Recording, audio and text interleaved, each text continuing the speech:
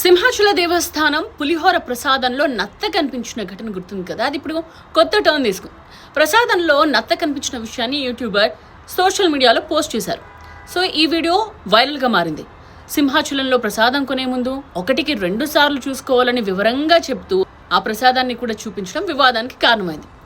తాము కొనుగోలు చేసిన పులిహోరలో నత్త వచ్చిందంటూ వాళ్ళు ఆరోపించారు. ఈ వీడియో వైరల్ కావడంతో దేవస్థానం అధికారులు కూడా అలర్ట్ అయ్యారు. దురుద్దేశపూరితంగా వారు ఆరోపణలు చేశారని పోలీసులకు ఫిర్యాదు చేశారు. సో దేవస్థానం ప్రతిష్టను మంటగల్పేలా వారు వ్యవహరించారని ఆరోపించారు. కావాలని నత్తను ప్రసాదంలో పెట్టారు. వారి ప్రవర్తన కారణంగా హిందువుల మనోభావాలు దెబ్బతిన్నాయని ఏఓ ఫిర్యాదుతో ఇప్పుడు వీళ్లపై BNS 298, 353 ఆఫ్ 1 సెక్షన్స్ కింద కేసు నమోదైంది. ప్రసాదం తయారు చేసేటప్పుడు చాలా జాగ్రత్తలు తీసుకుంటారు. ఆ పులిహోరలో చింతపండుని ఒక మిషన్లో గుజ్జుగా చేస్తారు. రైస్ ని కూడా బాయిలర్లో ఉడికిస్తారు. అసలు నత్తొచ్చే అవకాశమే లేదని ఏఈఓ క్లారిటీ ఇచ్చేశారు.